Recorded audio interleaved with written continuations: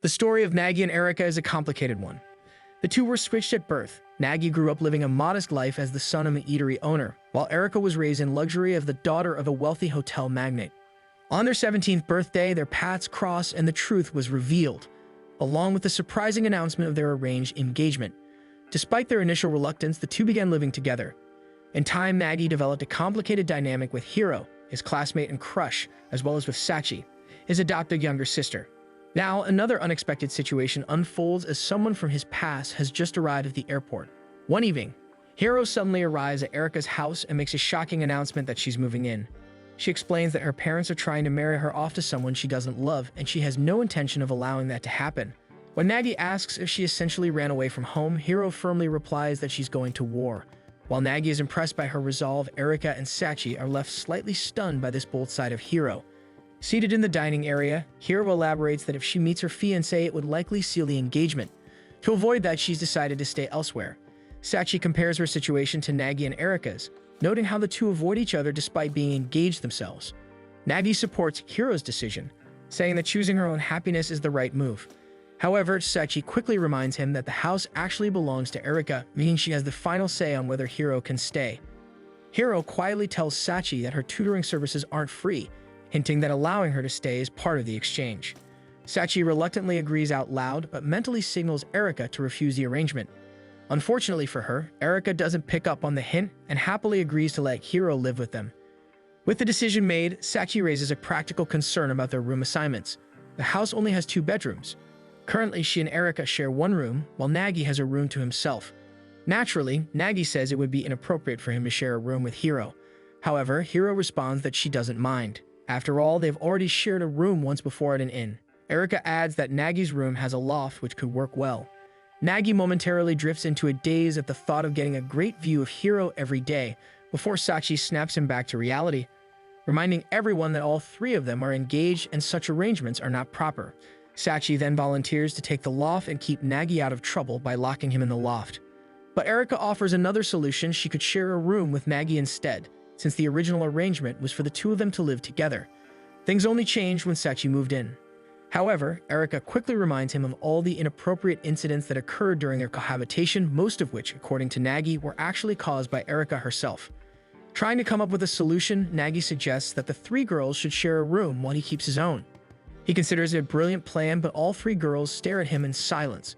Moments later, his genius idea backfires completely as he finds himself in the storage room. Hiro ends up taking his room in the meantime.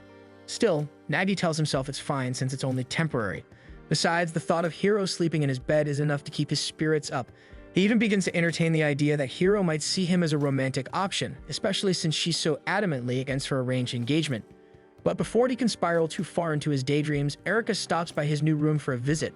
Upon entering, Erika opens up about Hiro's sudden move into their home. She believes that living together might expose some of their less appealing sides to one another. Nagi, however, confidently disagrees. Erika then reveals that she used to rebel against her parents too, but in recent years they've allowed her more freedom. In fact, her biological parents are fine with her not marrying Nagi. Still, she wants to make all of her parents happy, and that may mean going through with the engagement. Nagi agrees that staying on good terms with family is important, but argues that neither of them should have to sacrifice their own happiness just to please their parents. The comment hits Erika harder than he expects. She abruptly leaves the room and slams the door behind her. Left alone, Nagi reflects on their conversation and begins to wonder what kind of marriage could truly make everyone happy. Elsewhere in the house, Hiro finishes her bath and takes a good look around, only to realize just how messy everything is. The next morning, Nagi wakes up to the surprising sight of Hiro in an apron, tidying up and preparing breakfast. Nagi tries to stop her, but Hiro insists it's the least she can do since she's freeloading. Nagi waits eagerly in the living room to try her cooking, but is shocked when she pulls out a dried bonito. The noise wakes Sachi and Erika, who immediately scold Nagi upon seeing Hiro doing chores. He pulls them aside for a quick meeting and suggests they divide the housework. However, Sachi and Erika are against it and propose that whoever feels like cleaning should do it. Nagi quickly points out the flaw will be that Hiro will end up doing everything on her own. When Nagi tries to point out the obvious chores around the house, both Sachi and Erika dodge the topic, claiming they've been busy. Frustrated by their excuses, Nagi punches a hole in the wall to show how serious he is about cleaning. He then drafts a chore list for everyone to follow. Nagi checks on Hiro, who's still working on shaving bonito flakes. Before he can offer help, Sachi runs in to report that the washing machine has exploded. Upon checking, Nagi quickly scolds her for overloading it and tells her to stop being lazy. Next, Erika calls him over to point out a thick layer of dust gathered on a nearby table. She scolds him for letting it accumulate, then walks away without any intention of cleaning it herself. Nagi returns to the kitchen to find Hiro still struggling with the bonito flakes despite the fact that it's already lunchtime. By sunset, no one in the house has eaten. Hiro continues trying to perfect the bonito flakes, while everyone else is too hungry to move. Seeing the situation, Nagi decides to take matters into his own hands. He cooks a simple meal he calls the stranger's bowl, a nod to how everyone in the house is essentially unrelated yet living under one roof. As the girls begin eating and praise the meal, Nagi explains that his dish was inspired by his relationship with each of them. While talking, thick tears begin streaming down his face, surprising everyone, especially Nagi, who didn't realize he was crying. Later that night, Nagi sulks in his new room, embarrassed by his sudden emotional outburst. He tries to distract himself by studying, only to be interrupted by Erika, who orders him to wash the dishes. Nagi scolds her for not doing them herself and laments his current situation, especially since the storage room he now lives in needs to remain open for everyone's use. As Erika waters the plants nearby, she casually tells Nagi that she thought his tears earlier were tears of happiness. Surprised by this interpretation, Nagi wonders aloud if Erika ever cries from happiness too. Just then, the lights suddenly go out, catching them off guard. Hiro arrives and announces that tonight is horror night. Everyone gathers in the living room, where Hiro asks if they heard of Kakuri-san. Sachi and Nagi are vaguely familiar with it and agree to participate. Hiro begins the chant, and when their fingers move to yes, Erika is stunned that it's actually working. Hiro then asks the board if Erika is barefaced in her photos. To Erika's surprise and horror, the yen coin moves to yes. Erika reluctantly confirms that most of her photos are in fact barefaced. Nagi decides to use the board to ask who's been eating his pudding. He's confident Sachi is the culprit and suspects she's the one moving the coin. But to his surprise, the board spells out Erika, and Erika confirms it, much to his shock. Nagi starts to panic, wondering if an actual spirit is in the room with them. Sachi then asks the board who her first kiss was, which surprises everyone. They didn't know she had already kissed someone. The board spells out Nat, and Nagi starts panicking, thinking it's about to reveal him. But to his relief, the board spells out their mother's name instead. Sachi explains that their mom tends to get overly affectionate when drunk. She then notices that Hiro looks uncomfortable, though Hiro quickly denies it, claiming that the heat is just getting to her. Getting more into the spirit of the evening, Erika changes into a fox cosplay to fit the spooky theme. Hiro decides to ask the board who Nagi's first love was. The board spells out I, and everyone is shocked that it's not Hiro. Sachi confirms that Nagi used to play with a girl named Ai when they were kids. At first, even Nagi is confused, until he remembers Ai, his childhood friend and first crush. He starts to panic again, convinced the spirit in the board might be real. Suddenly, the lights go out, adding to the eerie atmosphere. When Nagi looks around, he realizes the girls have all vanished. In reality, this is part of Hiro's plan, a test to see which name Nagi will call out first in panic. Sachi, now uneasy, asks why Hiro is being so competitive. Hiro playfully suggests that Nagi will definitely call out Erika's name. But to their disappointment, when Nagi finally yells, it's neither of their names. Instead, he simply shouts his location and asks for help. The lights come back on and the girls reappear. Nagi is visibly relieved, especially over Sachi's safety, which surprises everyone. A few days later, Hiro and Erika head out for grocery shopping, leaving Nagi home alone. He also notes that Sachi will be gone since she has summer school. He takes the opportunity to strip down and dive into the pool. To his horror, Sachi returns home early, still in her school uniform. Nagi hides his nakedness underwater while Sachi sits nearby to talk. Eventually, she notices he's completely naked. After getting dressed, Nagi joins her again and asks why she's home from summer school so early. As they chat, a cat suddenly cuddles up to Sachi, and Nagi realizes she's been secretly feeding it. Sachi grabs him by the collar and forces him to swear not to tell anyone. He agrees and she feeds the cat, who she's named Gloomy, but Gloomy immediately jumps down and walks away to meet a female cat. This shocks Sachi, as she always thought Gloomy was alone, hence the name she had given him. Watching him leave with his new companion makes her unexpectedly sad. Sachi then asks Nagi what's going to happen once he marries Erika. She also tells him he should stop chasing Hiro and just settle down with Erika instead. Nagi avoids answering and turns the question around, reminding her how she used to talk about meeting her prince when they were younger. Embarrassed, Sachi says that one day she will fall in love and maybe even get married. This surprises Nagi, but he then asks her to stop meddling in his love life if she doesn't want him meddling in hers. In response, Sachi sprays him with water and declares that she's not getting married, so he's not allowed to either. She storms toward the house, intending to ignore him for the rest of the day, but before she can go inside, they hear Erika's voice calling out urgently. Erika rushes into the yard, breathless, and reveals that Hiro has been abducted. Meanwhile, elsewhere in town in front of Nagi's family eatery, Ai wanders near the entrance. As the aroma of food drifts from inside, she smiles to herself. It's been 10 years since she last saw Nagi, and she's looking forward to meeting him again. Erika recounts what happened while they were out in town. Apparently, during their grocery run, Hiro was approached by a group of intimidating men and, without much explanation, chose to follow them into a waiting car. Erika had tried to intervene, even attempting to negotiate with them, but Hiro simply thanked her for her hospitality and insisted she had to go. As the car drove away, Erika caught a glimpse of Hiro's mother inside.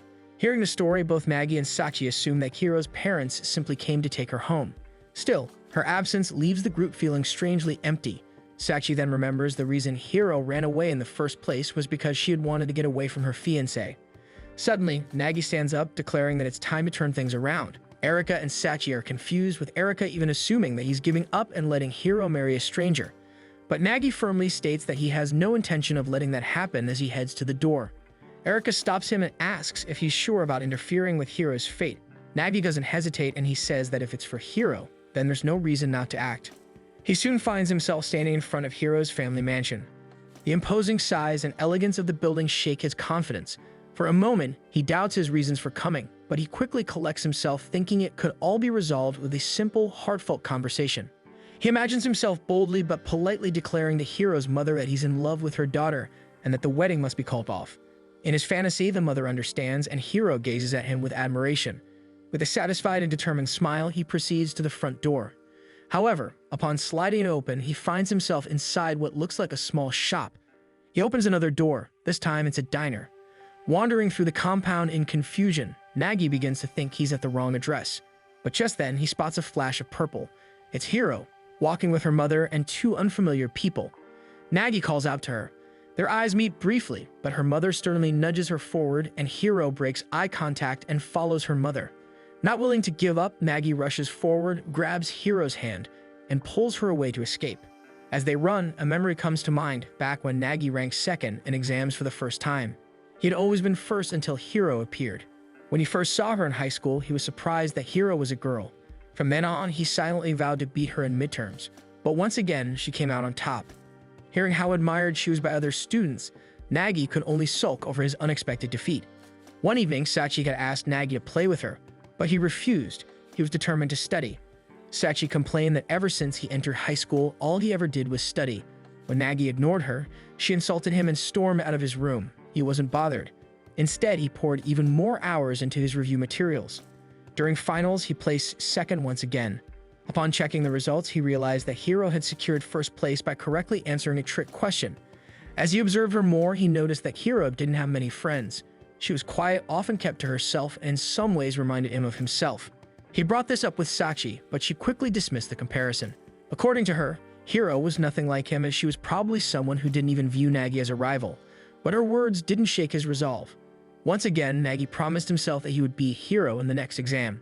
On the day of the next ranking exams, Nagi felt ready for the exam, but just as he was heading to his classroom, he was hit with a sharp pain in his stomach. In a panic, he rushed to the nurse's office and realized that his stomach pain was probably due to the leftover tonkatsu he had eaten.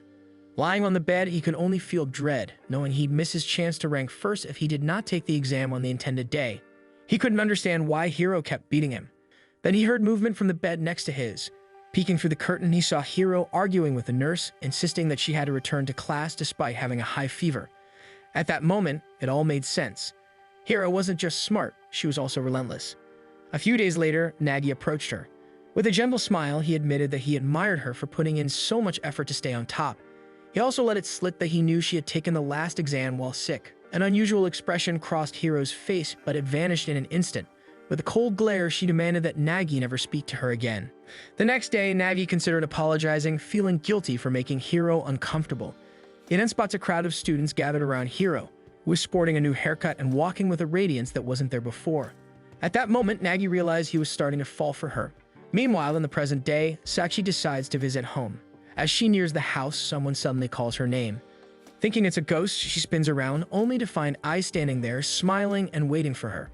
Elsewhere, Nagi and Hiro wait for the bus, wondering how far they can go before someone catches up to them. Hiro comments on how little money they have between them.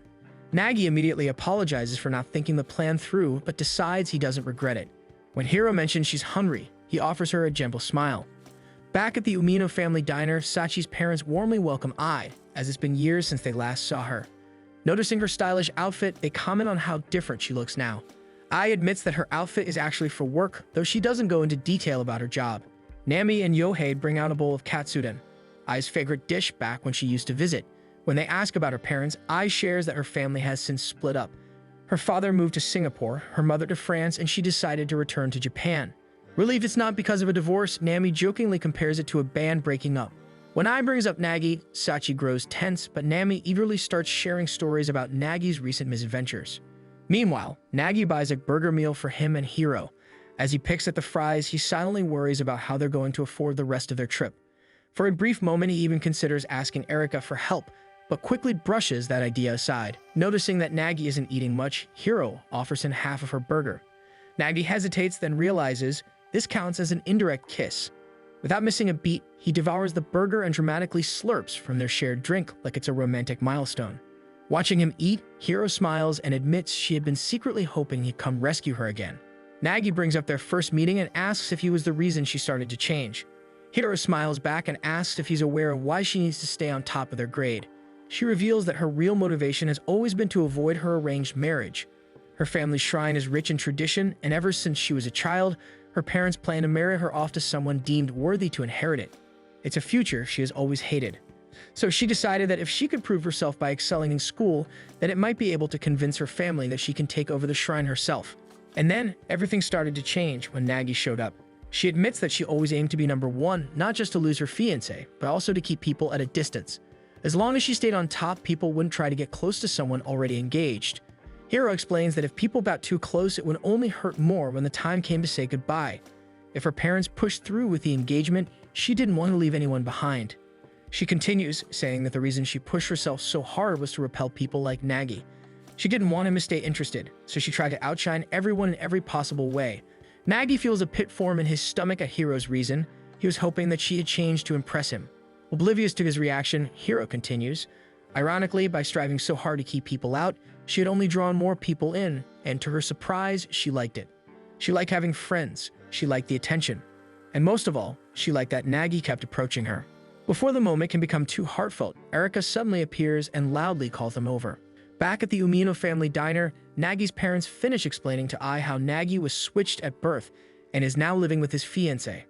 Following Erika, Nagi and Hiro find themselves at the family shrine, standing before Hiro's mother, Asami. Erika introduces Nagi as her fiancé and forces him into a deep bow as they apologize for kidnapping Hiro.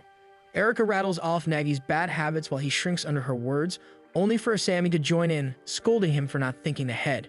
She then turns her scolding toward Hiro for bringing a betrothed couple into the inn. Erika defends her, explaining that their engagement is secret to most students, so Hiro didn't know. She also opens up about her own resistance to the arrangement, how it was never her idea, and how she harbored resentment toward her father and her supposed fiancé. She confesses that at first she shut everyone out thinking that was resistance, but later realized she was only running away. Asami listens and finally speaks. She says that Hiro is her only daughter and the next in line to take care of the shrine. Of course, she's strict because she has to be, but she also admits she didn't realize just how unhappy Hiro was. Her tone softens as she says they need to talk more and understand each other better. She then bows to both Erika and Nagi, apologizing for dragging them into their family matters. Afterward, Hiro thanks Erika sincerely. She says Erika's words helped her realize how wrong her approach had been. She gives Erika a tight hug and invites her to go shopping together sometime to make up for the interrupted trip. Watching them hug, Nagi feels awkward, until Hiro also thanks him and invites him along. Nagi tries to brush it off, saying he only made things worse. On the way home, Nagi seems unusually quiet. Erika finally asks what's wrong, and he admits he feels embarrassed. He tried to elope with Hiro, only for Erika, his actual fiancé, to swoop in and fix everything before they could make a terrible mistake. Erika teases him, but her words only make him sulk more. So to cheer him up, she buys him a drink and tells him he actually did okay today. He takes a sip, surprised by the warmth of the soup. Erika downs a cold cola and casually says that soup is labeled as relaxing, which is clearly what he needs.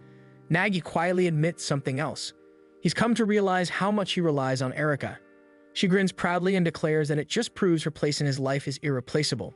Watching her smug expression, Nagi can't help but think she's kind of cute.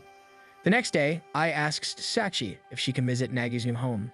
She claims it's just to say hi, but Sachi is curious, especially since she remembers how Nagi confessed to Ai back in elementary school. She laughs at the memory, saying it was funny how serious he was for a kid.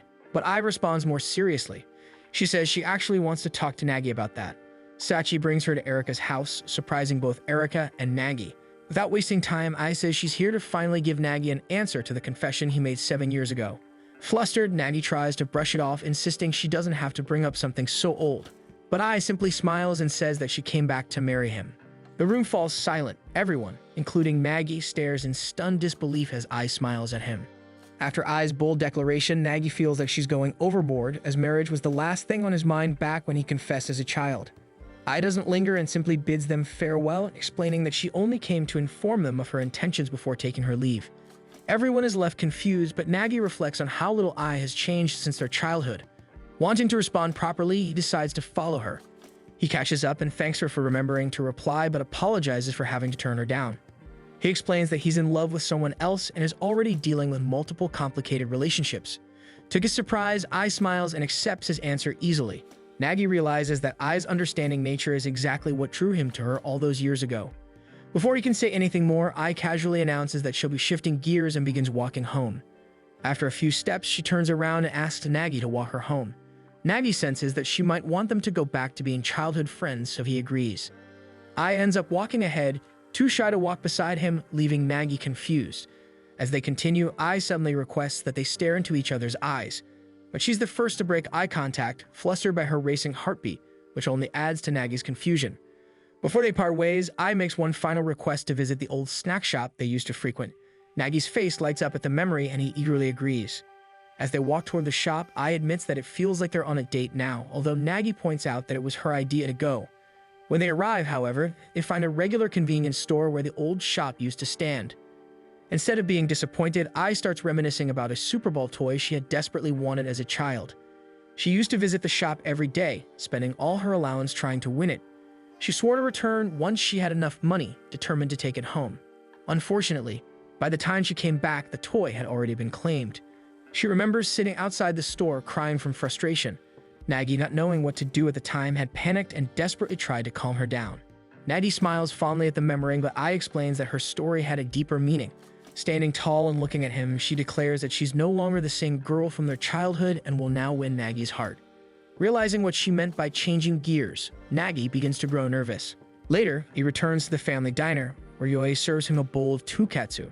Nagi doesn't touch the food, prompting Yohei to ask about his meeting with Ai. Without much hesitation, Nagi admits that Ai wants to marry him. Yohei reacts instantly. He snatches away the bowl and flips the table, then punches Nagi, knocking him to the floor. Furious, Yohei calls him scum for continuing to attract girls despite already being engaged. Nagi tries to explain, but Yohei challenges him to a fight instead. He easily blocks Nagi's punch, mocking him for spending all of his time studying instead of building strength. Nagi attempts to land more hits, but only ends up taking another punch himself. Before things escalate further, Nami walks in and catches them fighting in the middle of their eatery. Outraged, she knocks both of them over the head and orders them to clean up the mess. Neither of them argues. While they're cleaning, Nami scolds Nagi for being the kind of guy who makes girls cry. Her words hit him hard. Nagi realizes that he needs to be honest and set things straight with Ai. But as he steps out of the diner, he comes to a more daunting realization. He doesn't just owe the truth to one girl, but 4. The weight of it all briefly gives way to a ridiculous swell of pride at having 4 girls interested in him. At that moment, Yohei appears by the door and offers a half-hearted apology for overreacting.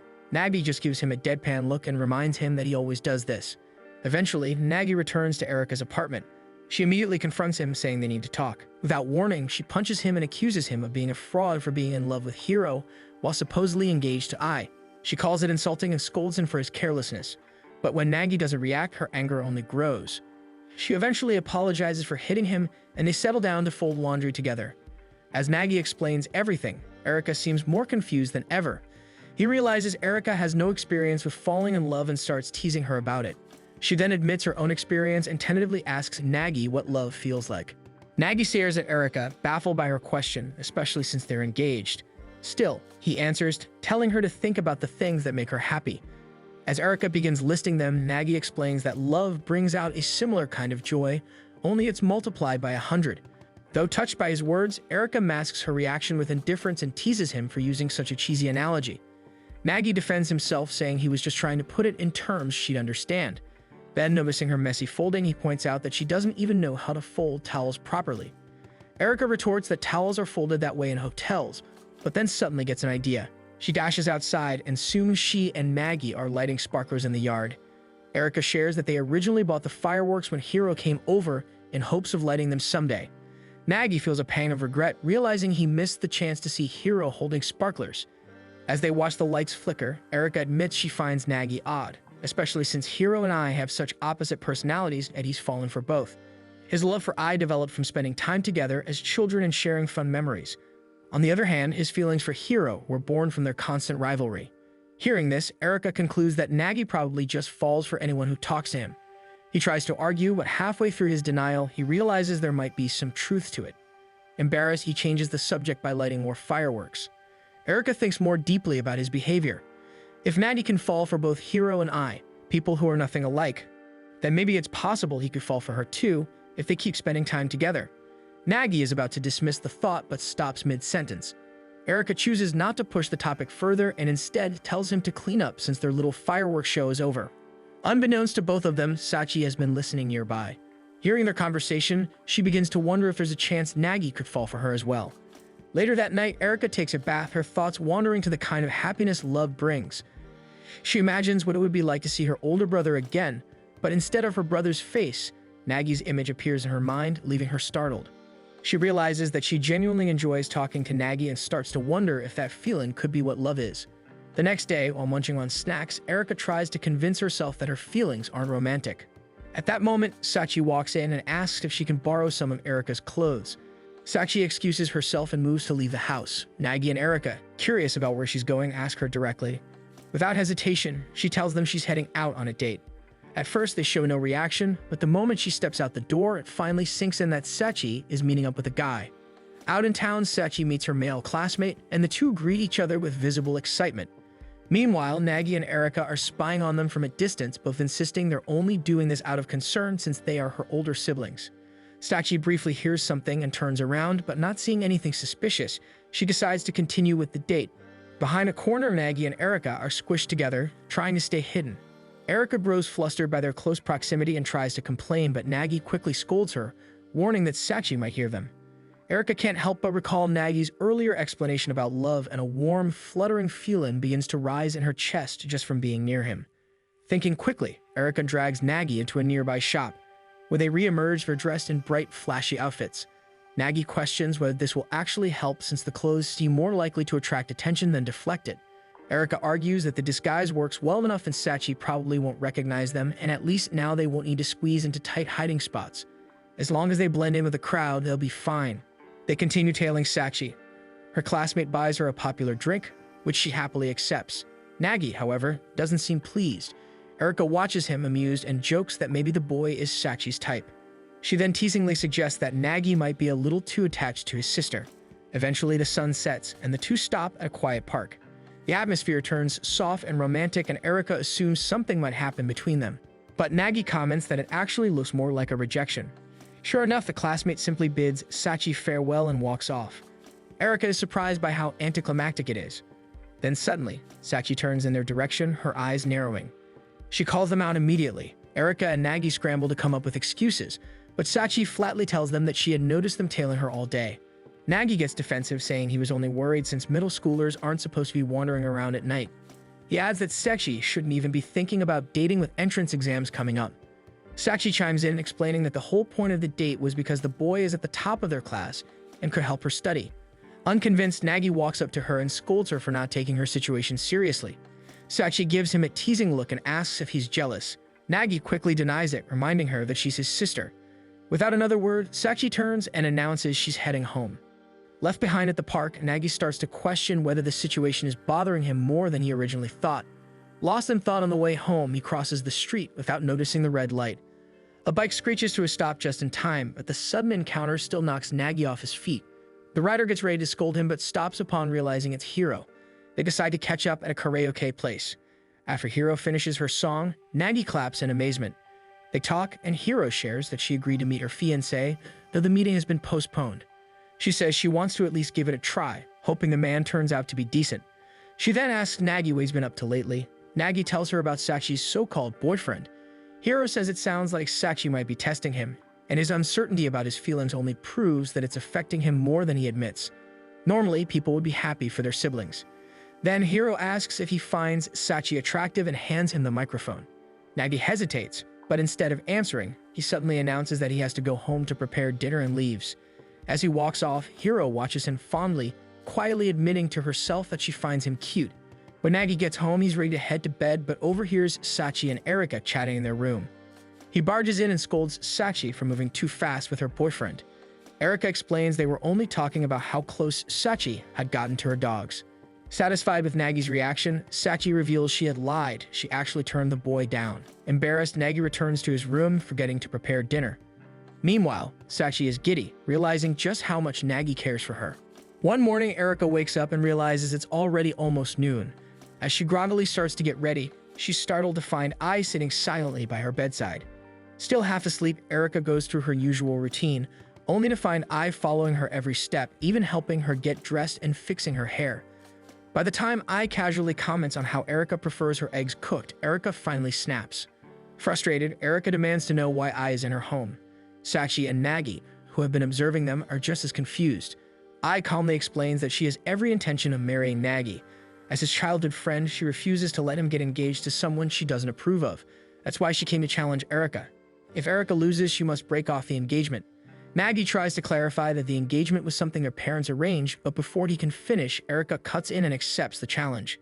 Nagi is stunned, thinking this is Erika's way of confessing her feelings for him. Erika quickly denies it, saying she just wants Ai out of the house and can't stand being followed around all day. Erika leads them to a game center where she declares that they will be playing a game of darts. Ai confidently agrees and steps up to the line, striking a baseball batter's stance before throwing. Nagi and Sachi look on, baffled by the amount of power and intensity she's putting into such a simple game. When Erika asks about her job, Ai says she sings online. Erika is genuinely impressed and shares that she earns money by posting photos. Before Ai throws again, Erika casually asks if she'll be transferring to their school for the summer. Ai lands another bullseye and replies that she won't as she's already finished college. Sachi and Nagi, still munching on popcorn, recall that Ai once mentioned attending a prestigious school overseas. Just as Ai lines up her third throw, Erika asks what she likes about Nagi that makes her want to marry him. The question throws Ai off and her dart misses the target entirely. Without answering, Ai gestures for Erika to take her turn. Erika steps up, secures her stance, and prepares to throw until Ai suddenly asks whether she ever intends to marry Nagi. Erika falters and misses, then confidently replies that she'll choose her own husband when the time comes. As she steadies herself for the next dart, Ai drops another question, whether Erika and Nagi have ever been physically intimate. The question makes Erika choke mid-throw. Red-faced, Erika denies anything intimate ever happened, but admits she might have seen some things. Ai calmly responds that she, too, has seen certain parts of Nagi. Nagi now blushing furiously, horrified that they're having this conversation in public. Before Erika can throw her final dart, Ai suddenly poses one more question, whether Erika loves Nagi or if she hates him. Erika pauses, then answers that she feels neither love nor hate toward him. As she finally releases the dart, Ai adds that if the dart hits the target, it will count as confirmation that Erika actually does love Nagi. But to everyone's surprise, Erika lands a perfect shot, striking the center of the target. Before the group can process what just happened, Ai abruptly shifts focus. She declares that her greatest rival for Nagi's love isn't Erika, but Sachi. Nagi, already overwhelmed, grows even more confused. Without waiting for a response, she walks away. Nagi, still processing everything, rushes after her. Erika wonders why Sachi is suddenly being dragged into the situation. Meanwhile, Nagi catches up with Ai and confronts her about everything. When Ai casually claims that Nagi is simply possessed by fate, he takes offense, but as he reflects, memories of all the complicated situations he's had with the girls come flooding back.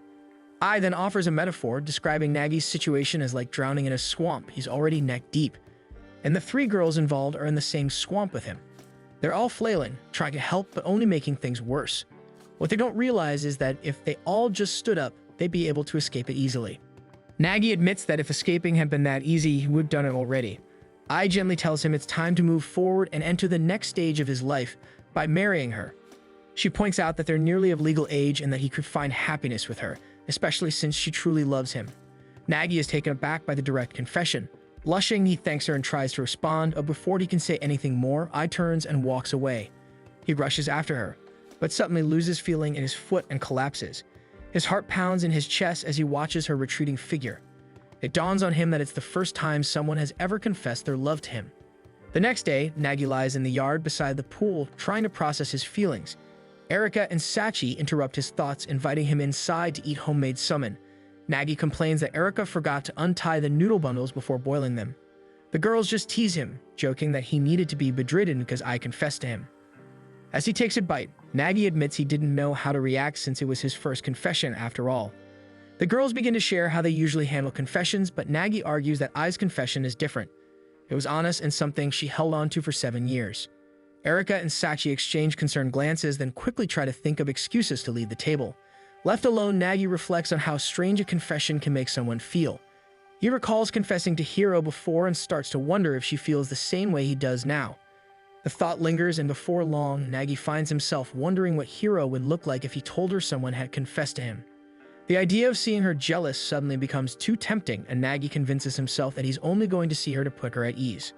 At the shrine, Hiro is busy with preparations where she spots Nagi arriving, unusually confident. She asks him to step aside since he's leaning on some equipment, and he quickly moves out of the way. He eventually finds another place to sit as Hiro continues working, explaining that the shrine will be hosting a festival soon. But as she talks, Nagi doesn't really absorb any of it, as his thoughts are elsewhere. Sensing this, Hiro finally asks why he's really there. Nagi tries to play it cool, delivering his story with forced nonchalance. But Hiro remains distracted by her tasks, and he struggles to get the story out clearly. Eventually, they move to a quieter location, a kitchen, where Hiro starts slicing watermelon. Nagi finishes telling the story, even adding that his heart skipped a beat when I confessed, hoping Hiro might react in the way he imagined. But Hiro keeps slicing, only commenting that she caught the gist of what he said. When the knife slams sharply against the chopping board, Nagi panics, thinking he may have pushed too far. He quickly tries to backpedal, saying that he still only has feelings for her, and that he shared the story just to be honest. Hiro calmly finishes cutting the watermelon and takes a juicy bite, letting the juice trail down her lips and chin. The sight makes Nagi visibly nervous. She then shows him a flyer inviting him, Erika, Sachi, and I to the festival tomorrow. The next day, Sachi and Erika arrive at the shrine dressed in colorful kimonos, exploring the festival with Nagi. But before he can worry further, Ai appears, wearing a unique, eye-catching kimono. She explains that she heard about the festival and wanted to visit. Ai moves to stand beside Nagi, casually claiming that attending the festival with him makes it all the more special. Before Nagi can respond, they spot Hiro ahead of them. She offers a polite but distant smile when she notices how close Ai is standing next to Nagi. Nagi introduces the two girls, and while Ai and Hiro greet each other with the usual formalities, the tone between them is noticeably cold. Trying to ease the atmosphere, Erika suggests they all walk around together, but Hiro declines the offer, explaining that she still has shrine duties to attend to. Before she walks off, Hiro casually invites Ai to join the cosplay competition. Ai, without hesitation, agrees to participate, where the winner will receive 2 amusement park tickets. To make matters worse, Hiro also announces that Nagi will be one of this year's judges, sending him into a quiet panic. The thought of judging a competition between all the girls he's close to feels like a trap, but the girls, Erika, Sachi, Hiro, and now Ai, are already hyped and motivated to impress him with their performances. As night falls, the cosplay competition officially begins. Takahashi and Yonzawa act as MCs, enthusiastically introducing the judges, Hiro's mother, Shiun, and a very nervous Nagi. With the spotlight now on him, Nagi starts to feel the full pressure of his position. He begins to wonder if Hiro actually wants to win, and what this could mean for his relationships with the others. The first contestant is Erika. A giant bunny mascot waddles onto the stage and waves at the audience. Nagi quickly realizes it's Erika inside the suit. Apparently, Hiro had convinced her that she had a better chance at winning if she wore a bunny outfit. Erika agreed but misunderstood, opting for a full mascot suit instead of a stylish bunny cosplay. The crowd is completely unamused and Nagi facepalms, questioning what on earth Erika was thinking. Next up is Sachi, who appears in her middle school uniform. She originally wanted to dress as a nurse like Hiro had suggested, but couldn't prepare the outfit in time. Wanting to win badly, she leans into the little sister persona, putting on her cutest expression and acting as sweet as possible. Nagi finds it oddly unsettling. The crowd, however, loves it, cheering wildly. Nagi can't help but wonder why Sakshi never acts like this in real life. Then it's Hiro's turn. She walks out confidently in a stylized priestess outfit that's shorter and more fashionable than her usual shrine attire. Disappointed by Erika and Sakshi's lackluster efforts, Hiro decides to win the competition herself. Her movements are graceful and well-rehearsed, and she delivers a dazzling, elegant performance that quickly stirs excitement in the crowd. Nagi and the rest of the audience are visibly impressed. Finally, all eyes turn to the stage for the last contestant, Ai. But instead of appearing in traditional cosplay, Ai steps out in a full idol outfit. The audience is confused. Rather than explain herself, Ai announces that she'll be cutting the cosplay competition short to move on to the next scheduled event. Hiro quickly checks the program and is surprised to find that the next segment is a live performance titled Arc Fault, performed by none other than Ai herself. Without missing a beat, Ai begins singing and dancing on stage as if it's second nature. The crowd is stunned. Phones come out as people begin recording the performance, gradually realizing that the famous online singer Ai is right in front of them, performing live. Backstage, Erika recognizes the song as a hit. Nagi also recalls it from their karaoke session with Hiro. As the performance ends, the entire crowd erupts into thunderous applause. Ai had quietly announced this surprise performance through her channel, and now seeing it live, the audience can hardly believe their luck.